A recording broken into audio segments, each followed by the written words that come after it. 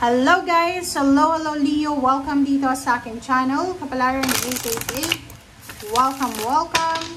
Alamin natin Leo kung anong messages, vibration, gabay, energy para sa lahat ng Leo. This is general reading, so pwede kang makaresonate. Okay, this is weekly. General reading siya. Okay, overture, opening, impress.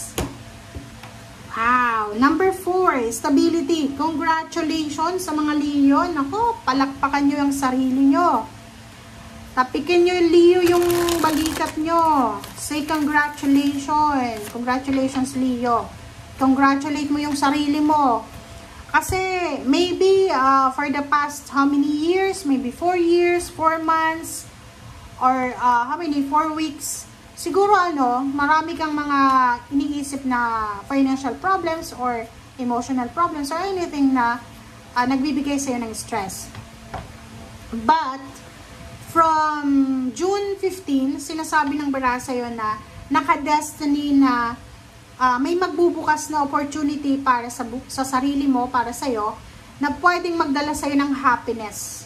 Like, halimbawa, may pinagdaanan ka na hindi stable na sitwasyon, like sa physical health or even relationship. Dito sinasabi na sa linggong ito, ihanda mo ang sarili mo kasi may susi na parang ibibigay sa'yo ang universe para mabuksan kung ano yung naka-destiny para sa'yo. It's either stability siya, it's either financial stability, emotional, or maybe bibili ka ng bahay, or maybe lipat ka ng bahay, or pwedeng masasabi natin dito sasakyan or relocation. Basta mayroon ditong stability. Kung ano yung hindi stable sa'yo ay magiging stable siya simula June 15. So kumbaga nakadestin siya, nakatadhana siya na mangyari. So maraming opening ng job offer, love relationship, kung single ka, friendship, collaboration, acquaintances, support, parang ganun. So, expect the unexpected blessings na posibleng darating sa'yo. Pero, sabi dyan, destiny siya. So, maybe this is expected blessings na darating sa'yo. Okay?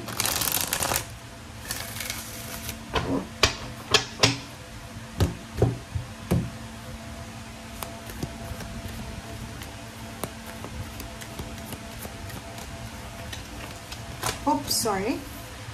Perspective para sa mga Leo. Archangel Chamuel, nandito si Archangel Chamuel sa'yo. So, there's a better way. Pause for reflection and insight there to be different. So, dun sa mga Leo na siguro marami kayong mga options and choices na pinag-iisipan or pinagpipilian rather.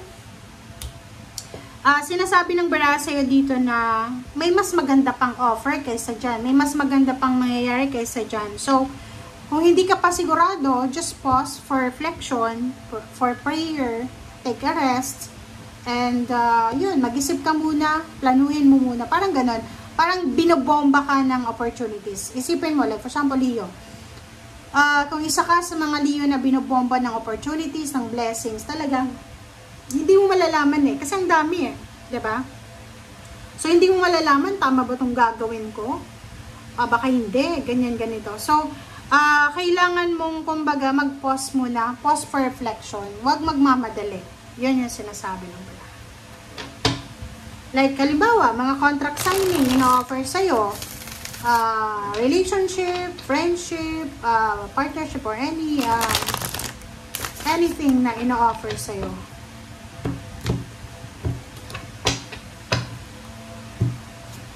Okay, wow. Congratulations talaga sa inyo, Leo. Diba? 10 of Wands. Ang 10 of Wands na to, sinasabi sa Leo na lahat ng sakripisyo, lahat ng pagdo-double time, lahat ng mga pawis, dugot pawis, or anything na naging puhunan mo para sa pagtatagumpay, ay worth it. Okay?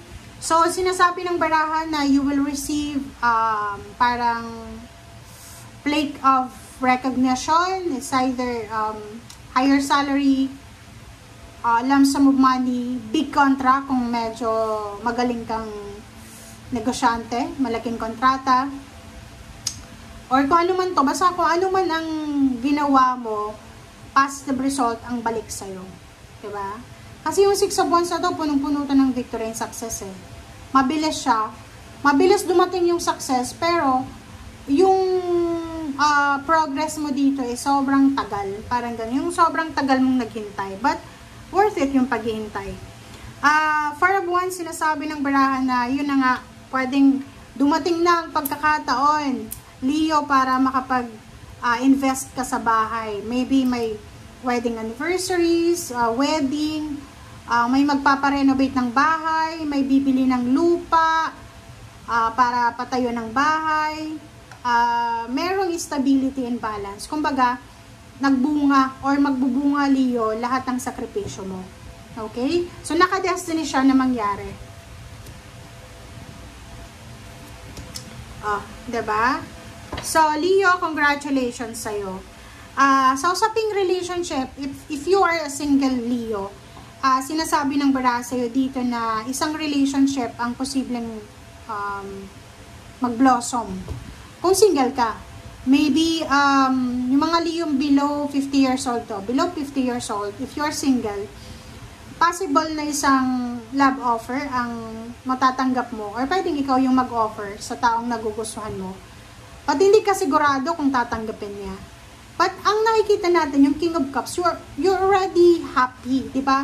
Kung halimbawa matandang dalaga, matandang binata ka na, wala nang kulang sa'yo eh. Kung mag-aasawa ka pa sa edad na 50, siguro mahihirapan ka. Pero, sinasabi ng baraha dito na lahat naman ay posible. Lahat ay posible. Limitless. Okay? So, yun na nga. Posibleng isang relationship na magsisimula ngayong linggong ito, ang posibleng mag-blossom and mauwi sa kasal. Parang ganun. Wow! So, Leo, congratulations talaga. Congratulations kasi tapos na yung mga pagsubok. Diba? Ace of Disc. Yung mga unemployed na Leo, tapos na yung mga paghihintay nyo, pag-a-apply nyo. Halimbawa, ang tagal mo nang nagtatrabaho tapos sawang-sawa ka na sa trabaho mo. So, siguro oras na para baguhin yung sitwasyon. Transformation kasi yung death card. So, sinasabi ng barahan na yan na death card na kailangan matapos yung dapat matapos. Kailangan magsimula yung dapat magsimula. So, yung mga problema mo ay posibleng magle-lessen na yan, di ba? Yung paunti-unti na yan mag-subside, yung mga magme-meltdown na siya. Parang yelo na magme-meltdown na siya. And ang darating sa'yo ay full of happiness kasi aapaw yung cups mo eh. Aapaw yung kaligayahan mo. You will travel, Leo, diba? Maybe international, maybe local, for vacation, or for work. And nakikita ko sa'yo dito na maybe sa August, your birthday month, possible na may magbigay sa'yo ng regalo. Yung regalong ibibigay sa'yo is maybe, free travel siya. Maybe, plane ticket, papunta sa vacation, dream vacation place mo, or country, or kung ano man siya, na pwedeng magdala sa'yo ng sobra-sobrang happiness. Okay? 5 of Disc, and then 7 of Cups, 3 of Cups. So, halimbawa, Leo, kung wala kang pera, diba, wala naman na tao dito sa mundo na, kumbaga, pero meron, diba? Pag wala tayong pera, lalayuan tayo ng mga tao. Pero sa buhay mo, sa sitwasyon mo, sinasabi ng baraha sa'yo na walang rason para umiwas ka sa mga tao dahil wala kang pera, wala kang no. Hayaan mo sila. Kumbaga, kung sino lang yung makakaalala sa'yo, Leo, kahit wala kang pera, yun lang, dun ka lang. Pero kung i-focus mo yung sarili mo na kailangan ko ng perang ganito, kailangan kong mag-celebrate, maganda, ganyan. No. Sinasabi ng baraha sa'yo dito na kung sino lang yung taong nagmamahal sa'yo, tatanggapin ka sa kung ano ka, kung wala kang pera, wala kang ganito, ganyan, doon ka. Okay? Prince of Wands, sinasabi ng baraha sa'yo dito, Leo, na exciting ang linggong ito para sa'yo. Exciting eh. Yung mga mag-asawa, mag-ex, diba? Mag-asawa. Pwedeng magkabalikan, mag-boyfriend, girlfriend. May magta-travel back to their country, to the Philippines, or maybe back to the country na pinagtrabuhan nila dati, or maybe maraming relationship ang pwedeng bumalik sa'yo. Okay? Thank you guys for watching. Bye!